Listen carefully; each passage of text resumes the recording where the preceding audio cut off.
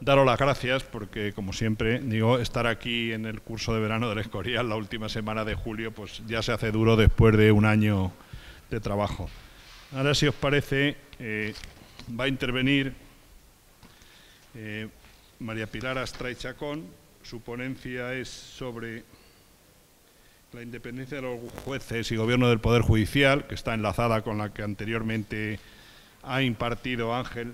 Y de María Pilar Astray, pues bueno, es que, pues igual que me ha ocurrido antes con Ángel, pues no puedo más que decir que la relación y la amistad que nos une, pero además es que es un poco más joven que yo, bastante más, por cierto, pero bueno, ya lleva mucho tiempo en la carrera judicial, desde el año 1990, tiene gran experiencia docente, está actualmente en la Audiencia Provincial de Ciudad Real, si no me equivoco. También ha participado en numerosas ponencias. Yo, desde la Fundación, ya he abusado un poco de su saber para que nos colabore y participe con nosotros, pero como siempre digo en relación a todos los compañeros, lo importante que os presento, lo importante es lo que ellos van a decir y no lo que yo amplíe, y por lo tanto, si os parece, le cedo la palabra dándole las gracias y agradecerle de verdad que esté aquí con nosotros, y seguramente que va a ser tan interesante como todas las conferencias y todas las intervenciones que ha habido hasta este momento. Pilar, muchas gracias. Pues me hizo mucha ilusión, era un reto hablar de algo que no es una materia estrictamente técnica, es técnica, pero en el ámbito que nos ocupa, y no hablar de servidumbres o de derecho penal o de cosas semejantes o de título ejecutivo.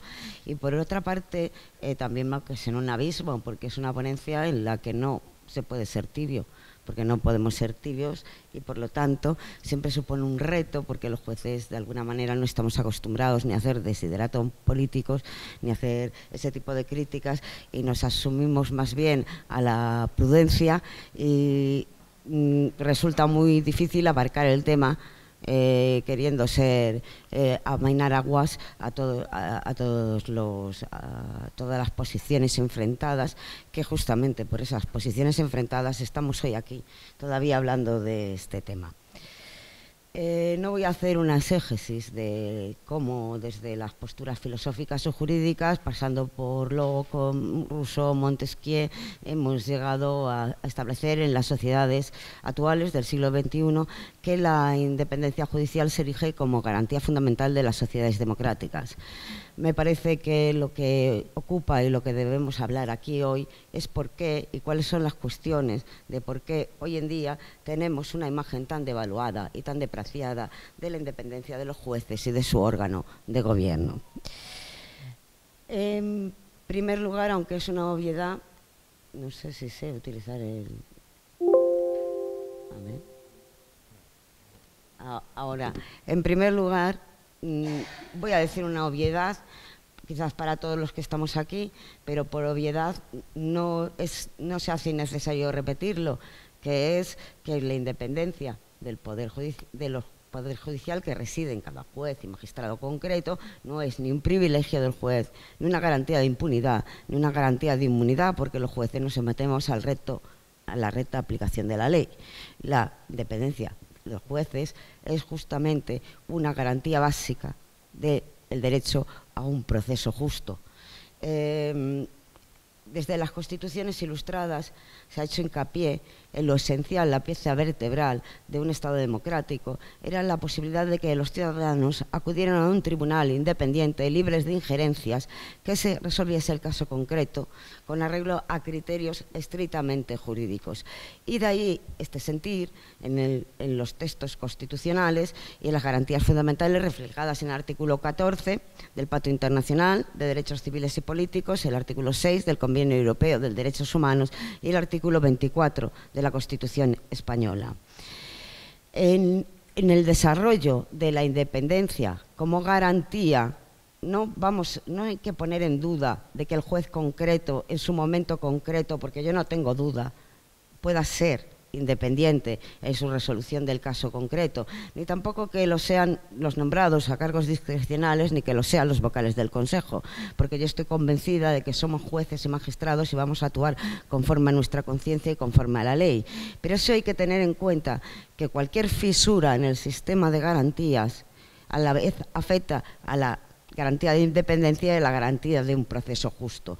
Por eso, hoy en día, los estándares preventivos del nivel de corrupción de los estados democráticos no se sitúan en el campo reactivo. Ante un problema concreto vamos a legislar en caliente o vamos a actuar, sino en un campo proactivo, es decir, establecer los engranajes y evitar las fisuras del sistema para que la independencia de los jueces sea real y efectiva y las garantías de los ciudadanos a un proceso justo.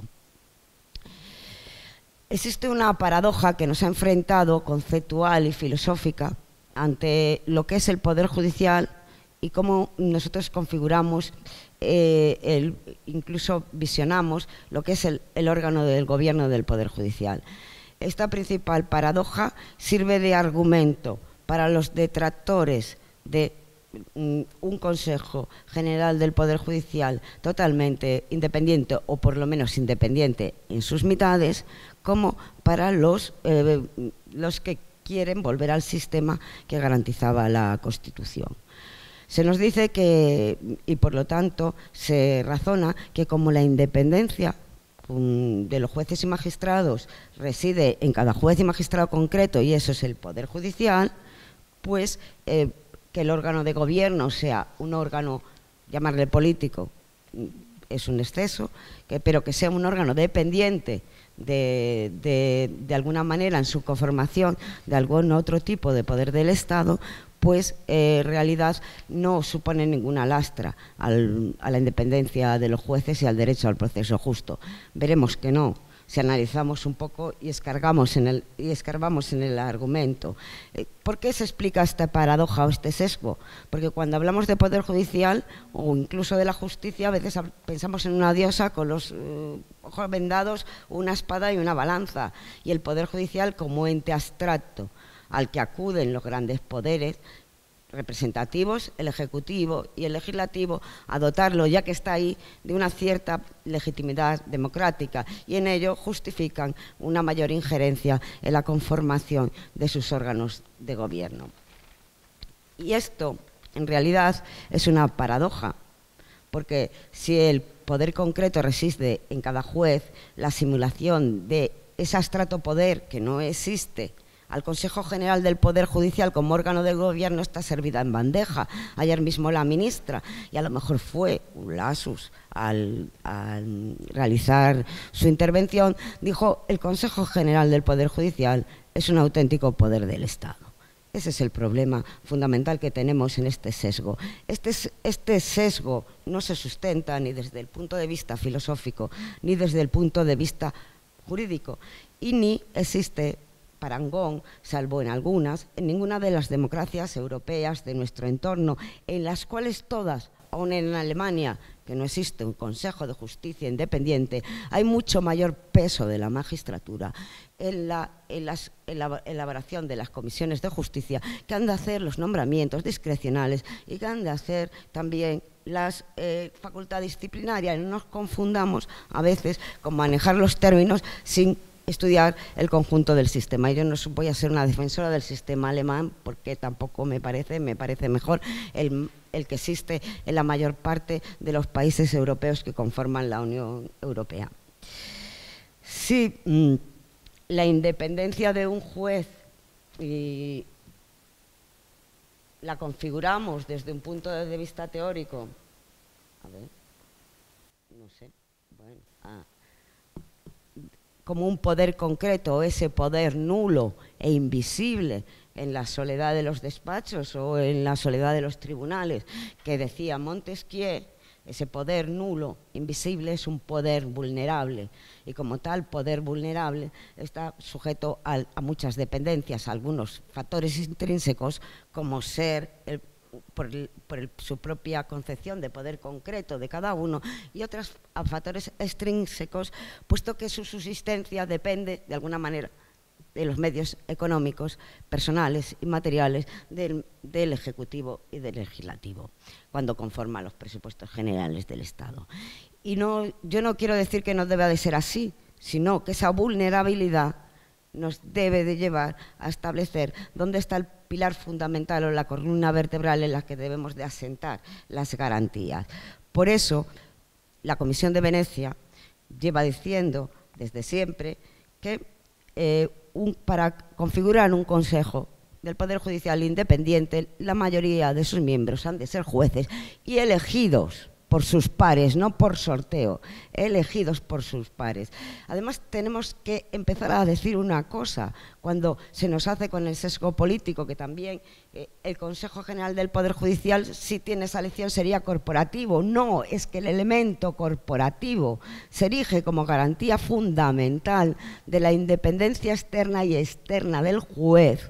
Y así, por lo tanto, se ha configurado en todos los textos internacionales en nuestra evolución. Entonces, en vez de sentido peyorativo, el corporativo, es que justamente tiene que haber un mayor peso de la judicatura en esa conformación de los órganos del gobierno, porque decir, como de alguna manera se ha querido plantear, que como el Consejo no tiene funciones jurisdiccionales, pues puede ser un órgano dependiente, es en realidad un silogismo que se rompe en el primer momento, no soportaría ni la prueba básica de presunciones. ¿Por qué? Porque si incide en funciones tan fundamentales como la facultad disciplinaria o los nombramientos discrecionales, por no decir muchos más, como la formación, la capacidad de los módulos de carga de trabajo, que luego analizaremos, no podemos decir que sea un órgano que no afecte a la independencia, tanto externa en la defensa de las garantías para lo que fue fundado, como interna del cada magistrado a la composición del Consejo. Y en esa independencia interna es por lo que la conformación corporativa se erige como pieza y columna vertebral del sistema de elección de los vocales. Y por lo tanto, todos los argumentos que quieren soslayar de una manera este fundamento se basa en una concepción ideológica que no se adapta a lo que es la propia esencia del órgano, que es el Consejo General del Poder Judicial. El Consejo General del Poder Judicial, por lo tanto, no puede ser un órgano vicario ni del Ejecutivo ni del Legislativo.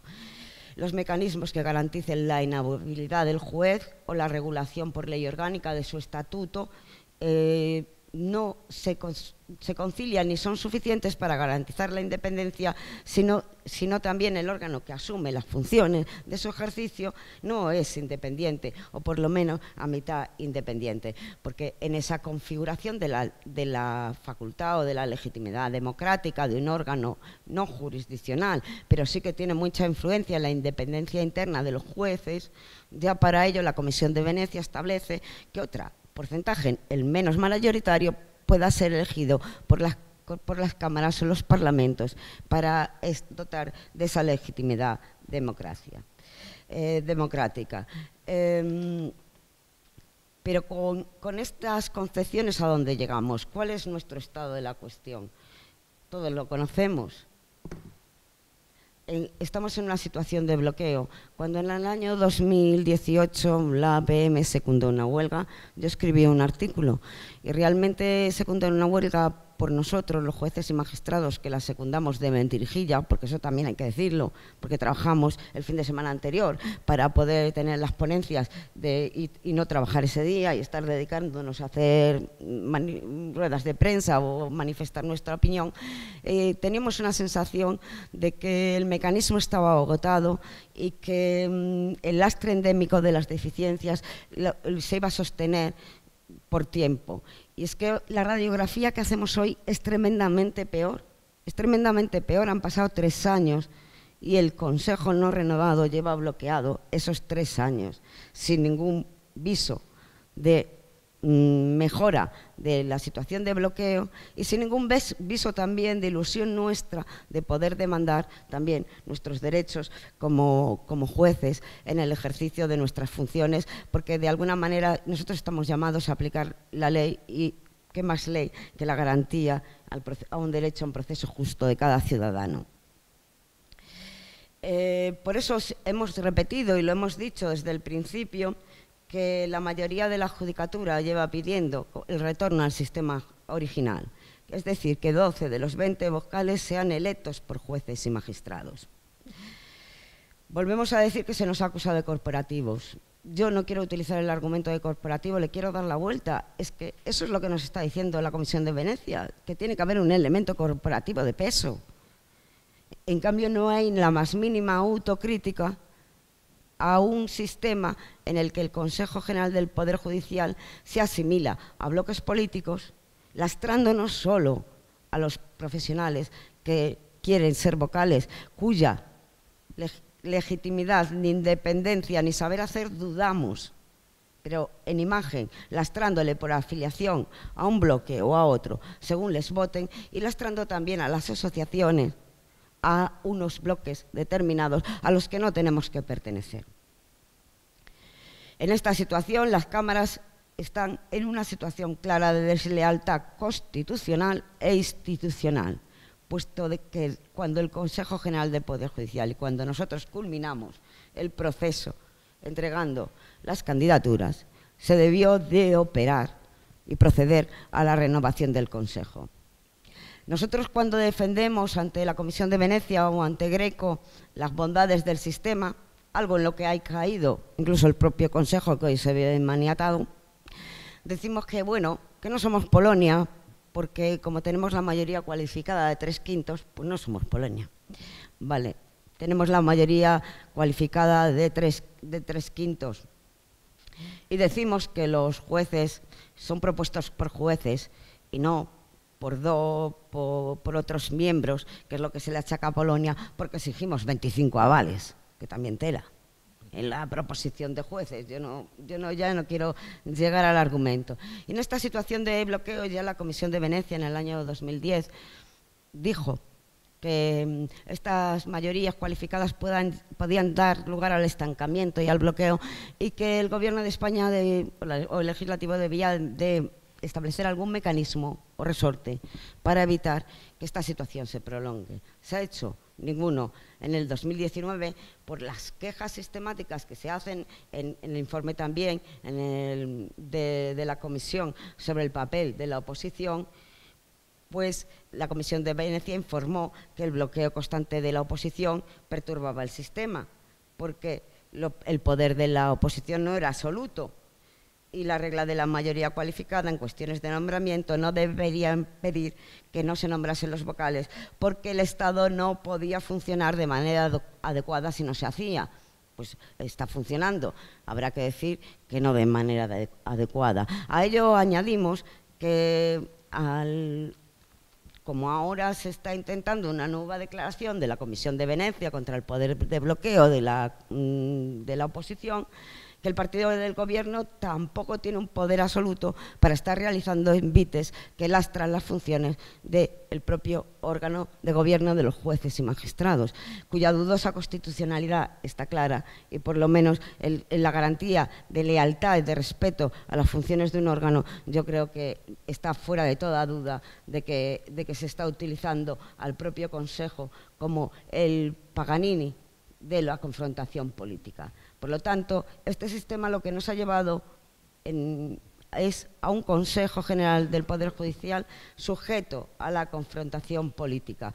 Cuando un partido político echa la culpa al otro del bloqueo, pues, y se lo cuenta a los ciudadanos, debe tener un concepto infantil del conflicto, porque el conflicto es connatural a la política. Lo que no es connatural es que se estanque y continúe sin ninguna renovación, y esperemos a que la providencia o que baje la diosa justicia o las futuras elecciones de una comunidad o cualquier circunstancia resuelvan a nuestro favor y podamos imponer, pues, nuestra opinión frente a la otra opinión del contrario. No ponemos aquí en duda, volvemos a decir, la independencia del Consejo ni la independencia del nombramiento de los vocales, y que los intentos de presiones del Ejecutivo y del Legislativo en la conformación del órgano de gobierno del Poder Judicial, incluso los nombramientos discrecionales, son relativamente inútiles, pero por inútiles porque pruebas tenemos de que en casos sensibles y que los ejecutivos no han querido que se pronuncien, nosotros hemos actuado conforme a derecho. y ello le ha disgustado, porque no es lo que busca el político, está claro. Lo que ocurre es que la normalidad institucional queda gravemente deteriorada con este sistema y tenemos una fisura que por ahora podemos vanagloriarnos de que esa forma de designación y esa contaminación estructural que tenemos en todas las funciones del Consejo no está generando ningún tipo de lastre para nuestra independencia concreta, en general, vamos a decirlo, pero hay una fisura del sistema y esa fisura permite esas injerencias y por eso las desconfianzas de Greco a nuestro sistema y en la oposición fundamental a que la deficiencia estructural que tiene el Consejo es justamente su sistema de elección. ¿Por qué es tan importante una elección entonces del sistema, determinar y justificar esa legitimación democrática de todos los vocales del Consejo y someterlo a los vaivenes políticos? La respuesta creo que la tenemos todos, aunque no sea eficaz, pero la justificación de que el órgano una vez nombrado puede ser independiente, volvemos, no garantiza de manera suficiente, porque tenemos una grieta en el sistema que puede llevar graves consecuencias, y graves consecuencias ya las está teniendo en nuestra imagen, que no solo afecta a nuestro órgano de gobierno, sino a la imagen de los propios tribunales, cuando ya el Poder Judicial se ha visto objeto de la confrontación política con gran deslealtad, no importando las graves consecuencias ni el grave lastre que provocan en la credibilidad de las instituciones y la asunción por el ciudadano de una forma normalizada de la existencia de corrupción en el sistema. Y esto realmente es muy grave. La independencia del Poder Judicial, y lo explicó Ángel con anterioridad, y yo no voy a entrar en esta cuestión, está garantizada en el artículo 117 de la Constitución Española. El título cuarto se dedica al Consejo General del Poder Judicial, a su órgano de gobierno, y en su redacción originaria, pues el artículo 112 de la Ley Orgánica del Poder Judicial vino a quebrar ese sistema en el que tenía su idea el constituyente. Los ciudadanos responden muy bien a la pregunta que yo he formulado. Ahí os he dejado la posición de los ciudadanos en la encuesta de Metroscopia que hizo el Consejo General del Poder Judicial. El 87% de los ciudadanos cree que el problema del bloqueo del Poder Judicial es porque los partidos políticos quieren personas leales a su ideología, con lo cual ya, si alguien tiene duda de la contaminación del sistema, con esta encuesta yo creo que está bastante clara. El estado de la cuestión nos lleva a todo lo que anteriormente Ángel explicó con mucho detalle. Yo voy a incidir poco porque creo que ya ha quedado suficientemente explicado. Lo único que quería incidir en dos cuestiones. Cuando se dicta la sentencia 108/86 en los trámites y en su justificación, no hay ni el más mínimo reproche a los argumentos que utilizó el letrado de las Cortes para defender la postura y la defensa de la Ley Orgánica del Poder Judicial. Y en esta cuestión decía el letrado de las Cortes, que yo creo que es lo que ha residido en el sesgo político desde ahí, que como la independencia de los jueces reside en cada juez o magistrado, da igual que el órgano de gobierno sea dependiente. No puede dar igual que el órgano de gobierno sea dependiente, porque justamente se ha creado para la garantía de esa independencia. Ni un más mínimo reproche a esta cuestión. Igualmente, dijo que lo único que pretendía la Constitución era crear un órgano autónomo que desempeña determinadas funciones cuya asunción por el gobierno podría enturbiar la imagen de la independencia judicial. Entendemos que no es una cuestión de imagen, es también una cuestión de garantía del sistema y una cuestión sustantiva, pero en imagen, desde luego, hemos roto la baraja, porque en ese argumento se cayó en la trampa y no hace falta seguir el orden en lo que hemos llegado y las sucesivas reformas hasta llegar a la Ley Orgánica 4/2001, en la que se han maniatado una función esencial del Consejo, para saber que nuestra imagen está cada vez más deteriorada y más devaluada. Por lo tanto, la postura que abocó a la sentencia del Tribunal Constitucional de 1986, en su bondad de entender que el sistema podría legitimar de alguna manera y no afectar a la independencia judicial, ya se ha revelado un rotundo fracaso. No se puede llamar de otra manera, porque si lo único que él pretendía era tutelar la imagen, que creía que nuestra imagen no puede estar más enturbiada. Por lo tanto, la primera exigencia de nuestra independencia es un Consejo del Poder General, del Poder Judicial, alejado de los vaivenes de la política. Somos el único país de nuestro entorno, por mucho que la ministra dijera ayer, salvo Polonia, porque hasta Hungría en otras cosas, pues tiene muchísimas deficiencias y no lo vamos a defender aquí, en el que el peso de la judicatura es menor en la determinación del órgano que conforma su nombramiento o no nombramiento.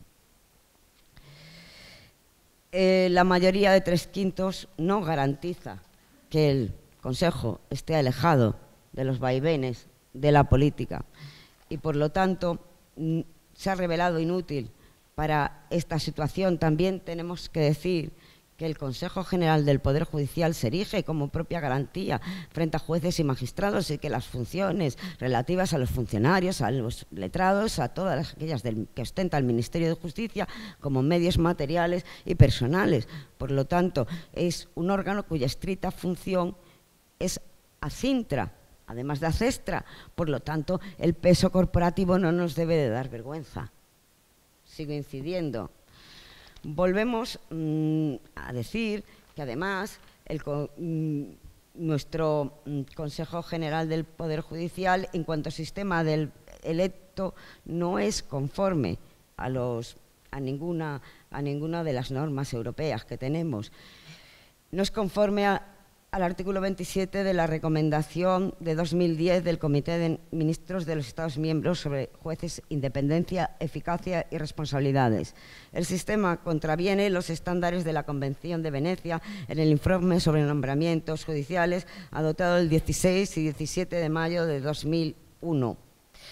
Tampoco es conforme a la Carta Magna del Juez, a la antigua Carta Europea del Juez, no es conforme a los principios de Naciones Unidas de independencia judicial, y también contraviene los estándares de independencia en el ejercicio de funciones tan importantes como la disciplinaria como juez, que ha sentado el Tribunal Europeo de Derechos Humanos, y conocemos la sentencia de 21 de junio de 2016 en la que se dijo que la sanción disciplinaria no estaba afectada por independencia porque el Consejo de otro país, claro, en aquel momento de Italia, estaba formado y elegido en su mayoría por jueces elegidos por sus pares. Pero cuando repetimos estas cosas una y otra vez, no dejamos de tener una sensación agridulce, porque nos desconciertan las inconsistentes razones que se siguen manteniendo en la confrontación política para no cumplir con el propósito de independencia de gobierno de los tribunales.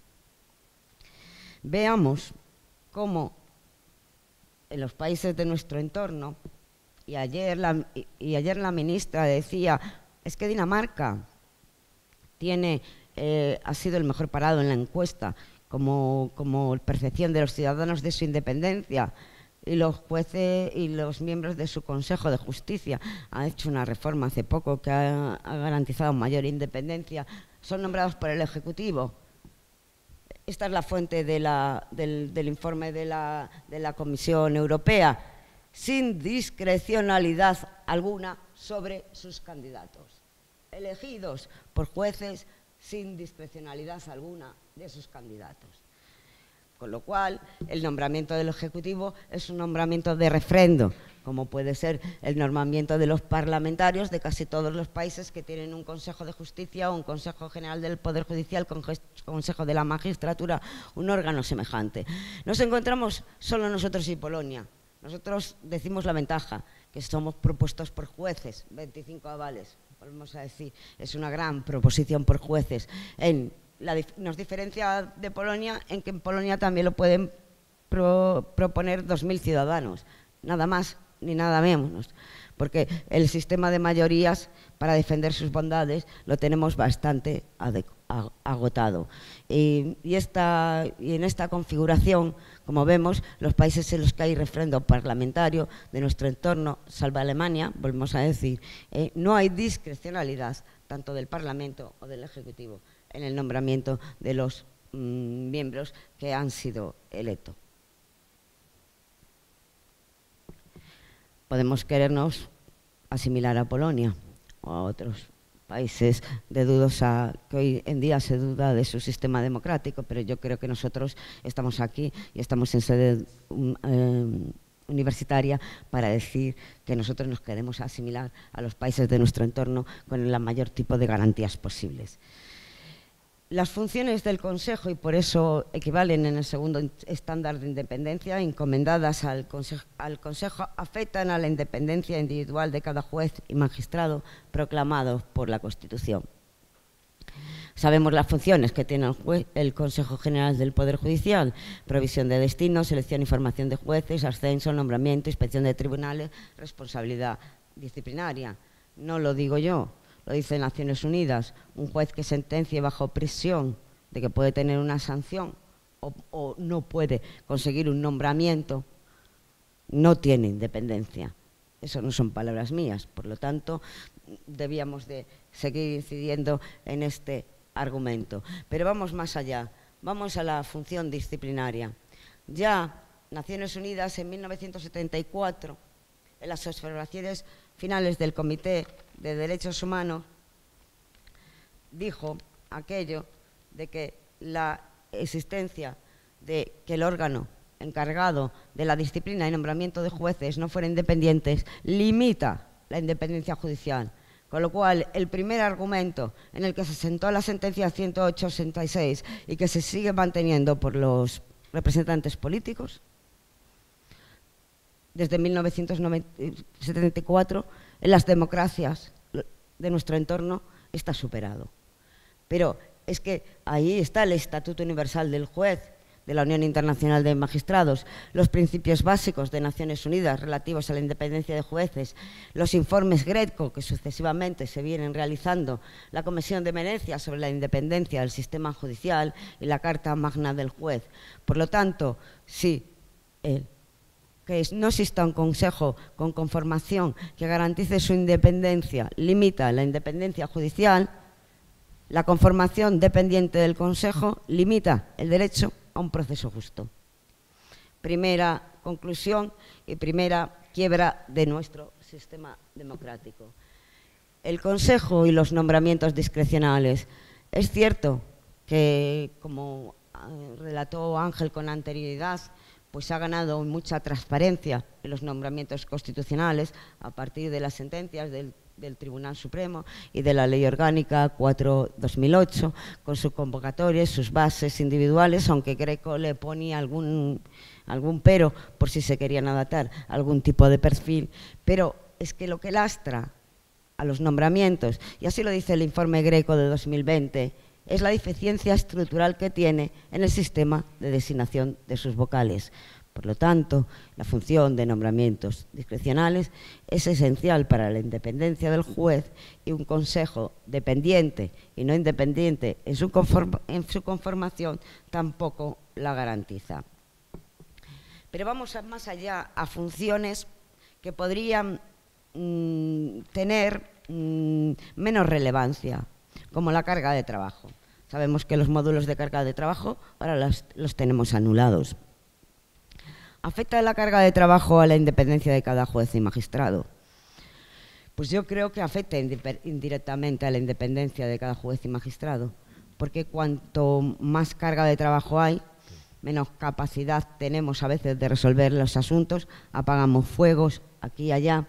No es igual poner 5 resoluciones que 40, y no son iguales las posibilidades de formación que tiene un juez, porque tiene que, a veces incluso no le conceden los permisos, y no es igual las posibilidades de promoción. Un juez que esté sometido a mucha carga de trabajo podrá participar en menos cursos, podrá asumir menos ponencias, podrá tener en definitiva menos méritos al final para llegar a un nombramiento discrecional. Pero tampoco lo decimos nosotros, lo viene diciendo la Comisión Europea desde siempre, y aquí nos situamos en la cola de la media de jueces por habitantes del año 2012-2018 y seguimos en ella. No sé si es un honor o no que pasamos un poco a Francia, pero ya vemos todo lo que tenemos ahí. Pero ocurre una gran paradoja aquí. Somos uno de los países que tiene mayor tasa de juez por habitante, pero nuestra inversión en justicia está en la media desde el 2007, en la media europea. Es decir, el Ministerio de Justicia invierte en medios materiales o personales, más bien en diseños de oficina con proclamas magnánimas o en aquellos medios digitales en los que dice que vamos a tener el papel cero, pero realmente no invierte en lo que es necesario para la función jurisdiccional, porque por mucho que organicemos un sistema de una manera o de otra, o hagamos piruetas, o por mucha digitalización que pongamos, lo que no se puede suplir es la función judicial, y por lo tanto la tasa de juez por habitante es esencial para determinar lo que es la función jurisdiccional. Son las reflexiones de la Comisión Europea del 21 de julio del 2001 en cuanto a su preocupación de la ausencia de resolución de la tasa de jueces por habitante en España. Reconoce los esfuerzos realizados con la pandemia COVID, pero dice que igualmente seguimos siendo uno de los más bajos de la Unión Europea. Podríamos decir, pero bueno, la tasa de jueces por habitantes tiene que relacionarse con la litigiosidad. A lo mejor España es un país que tiene muy poca litigiosidad. Sabemos que no lo es. Todos sabemos en dónde estamos en el cuadro de litigiosidad y en los aumentos sucesivos que vamos teniendo todos los años de sobrecarga de los juzgados y tribunales. Por lo tanto, el lastre que se produce en esa deficiencia de tasa de juez por habitantes, por mucho, porque también aquí hay que repetirlo, y también lo dice la Comisión Europea en el informe, la justicia española sigue asumiendo como reto un gran desafío. ¿Por qué? Porque está resolviendo, la práctica totalidad de los jueces de España resuelven por encima de los módulos de objetivos, y eso no se trasluce en una mayor justicia pronta y segura para el ciudadano, sino le seguimos a la cola. También estamos a la cola con Francia también, porque también está a la cola en este aspecto, en el tiempo o la pendencia de resolución entre que ingresa un asunto y se resuelve.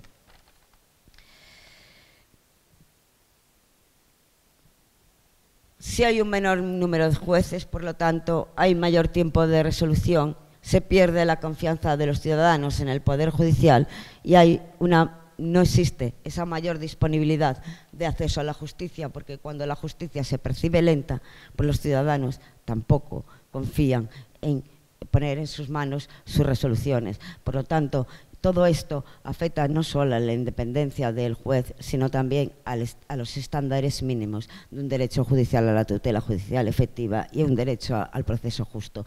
Y en esto, que no se nos empeñen en llamar corporativos, porque también estamos exigiendo poder resolver en tiempo, en forma y con calidad. Y creo que todo ello va en garantía de los derechos de los ciudadanos. Pero descendamos un nivel más y vayamos a las salas de gobierno. Las salas de gobierno tienen influencia en la independencia a cintra de un juez o un magistrado. Decimos que lo hacen en menor escala. Claro, no son las funciones del Consejo, pero sí pueden hacer propuestas de sanciones disciplinarias, sí que proponen a uno a otro para asumir las comisiones de servicio, sí que también determinan la inspección de tribunales. Por lo tanto, el reparto de asuntos, aprobarlo o no aprobarlo, las normas de reparto, las composiciones de las salas, con lo cual no podemos decir que esas funciones no afecten a la independencia particular de cada juez o magistrado. Todos sabemos la configuración de las salas de gobierno. Para quien no lo sepa, están compuestas tanto la del presidente, las del Tribunal Supremo como de la Audiencia Nacional, como las que hay en ámbito territorial en cada Tribunal Superior de Justicia, por su presidente, por los presidentes de las salas, en el caso de los Tribunales Superiores de Justicia, por los presidentes de las audiencias provinciales como miembros natos y un tanto igual de miembros electos, estos sí elegidos por sus pares, por los jueces y magistrados del territorio. Aquí parece que la cosa va bien. Tenemos mayor peso en la judicatura, incluso una parte importante, por lo menos la mitad, electos por sus pares. Pero ¿podemos estar tranquilos? No podemos estar tranquilos, porque desde que se creó el sistema de la Ley Orgánica del Poder Judicial en 1985, venimos sufriendo el pulso del modelo territorial del Estado. ¿Y qué ocurre aquí? Puesto que el Constitucional, yo creo que va a hacer una explosión como el Big Bang en los marcos competenciales del Estado y de las autonomías, porque se dedica a oscilar en un proceso de expansión-contracción o expansión-restricción. Ahora digo que sí, ahora digo que hasta aquí y ahora digo que hasta no. La sentencia, una de ellas, creo que fue la 108, pero también la siguiente, la de 1990, la 5690, porque recordamos que contra la Ley Orgánica del Poder Judicial también se interpuso un recurso de inconstitucionalidad por Galicia, Cataluña y el Parlamento Vasco, en lo que cuestionaban el modelo territorial, justamente. Dijo, bueno, las competencias del 149 del Estado, al interpretar la cláusula subrogatoria, han llegado hasta aquí. En este aspecto estamos, no solo en los marcos competenciales atribuidos a las comunidades autónomas, cuando llegamos al techo, por ejemplo, del derecho autonómico, sino hasta dónde puede asimilar el derecho autonómico y hasta dónde llegan las limitaciones de las bases, por ejemplo, del derecho civil, de las bases de las obligaciones o de las materias reservadas a la legislación estatal. Pues igual aquí llega la Constitución en la atribución al Estado del artículo 149 del modelo territorial en cuanto a la conformación de la Administración de Justicia, se queda ahí, con lo cual es lógico que el Poder Autonómico diga, pues si se queda ahí, hasta más puedo llegar.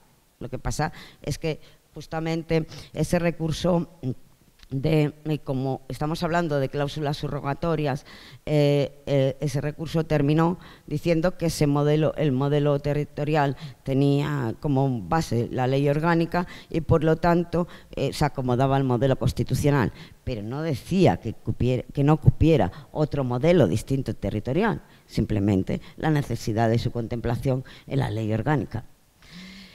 Este pulso fue mucho más allá con posterioridad, y cuando en 1997 se plantea el libro blanco de la justicia, el propio Consejo habla de los consejos de justicia, no nos olvidemos.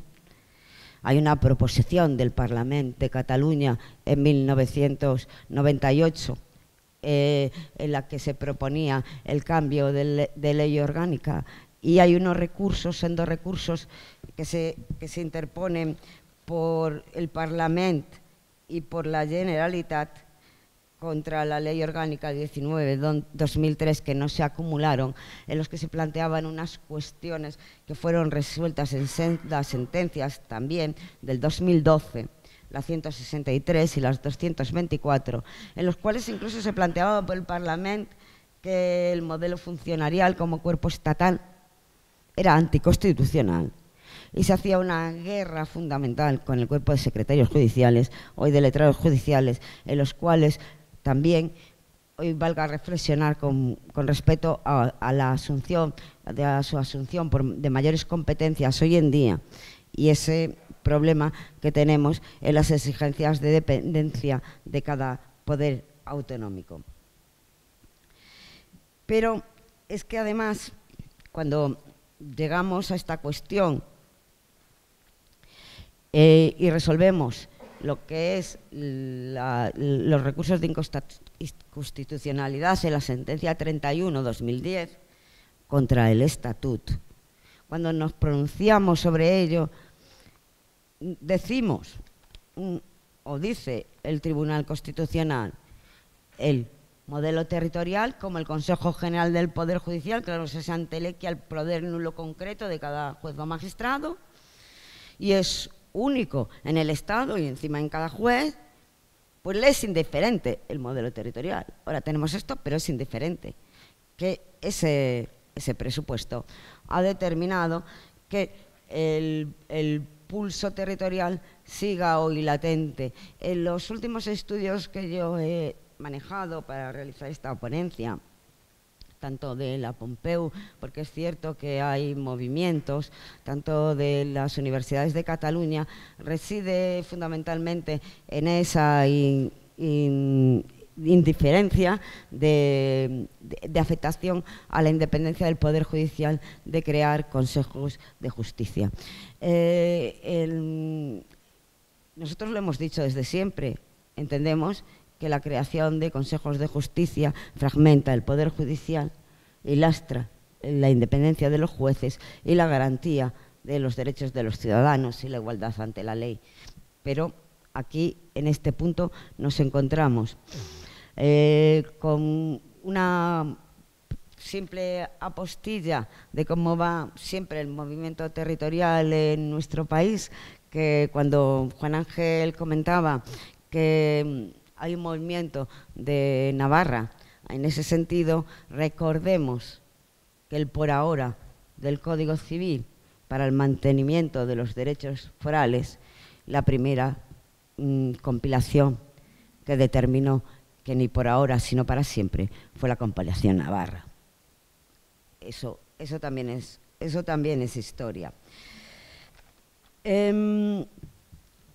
Pero no llegamos ahí, no solo tenemos esta amenaza, que la tenemos aquí, en la conformación, ya no solo de los consejos de justicia como fragmentados en sus versiones más suaves, se dice que un consejo de justicia asesor, de manera consultiva, asestra, pero es un punto de partida para un pulso constitucional que se está produciendo desde 1978.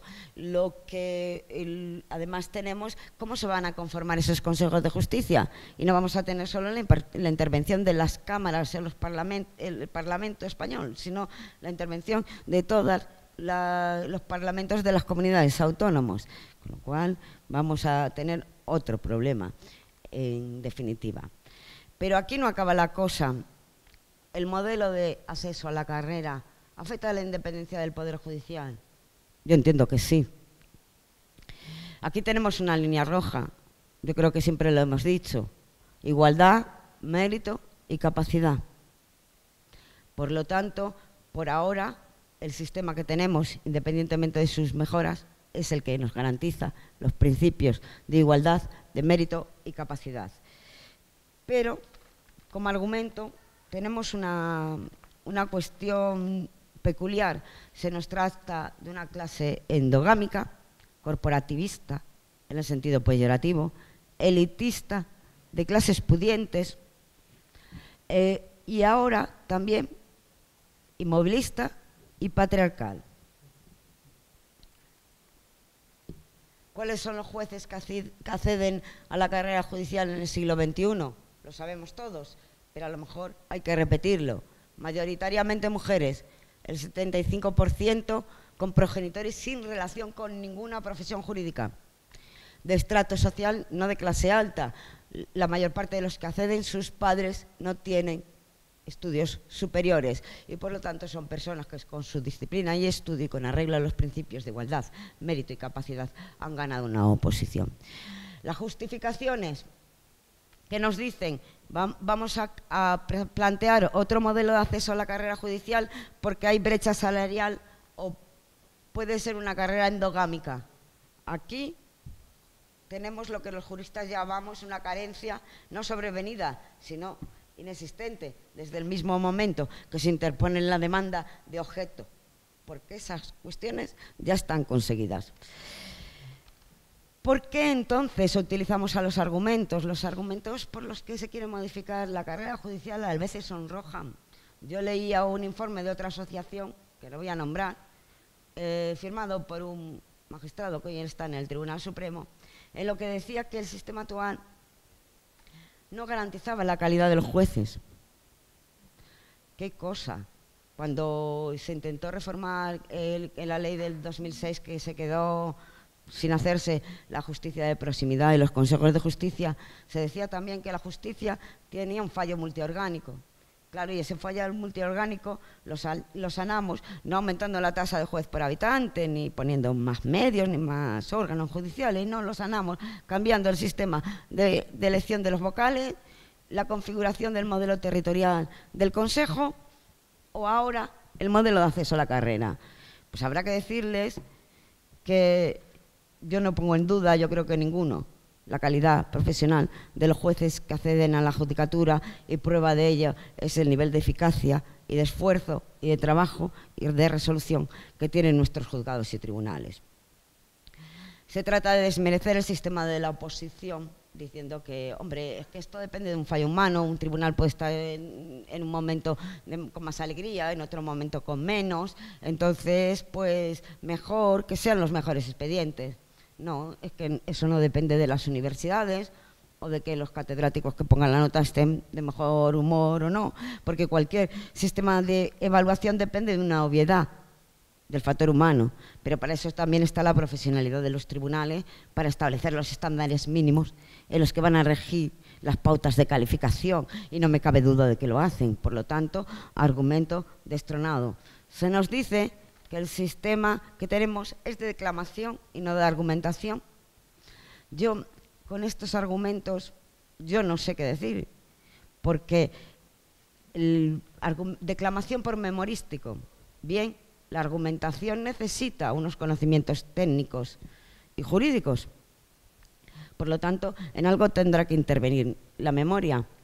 Cuando una vez mi hijo se estaba enfrentando a un examen de ciencias naturales y estaba dándole vueltas y decía, mamá, es que yo no sé cómo estudiar esto porque son unos nombres normales muy raros, y la profesora nos dice, vale, voy a terminar ya, la profesora nos dice que tenemos que no podemos memorizar, sino tenemos que entender.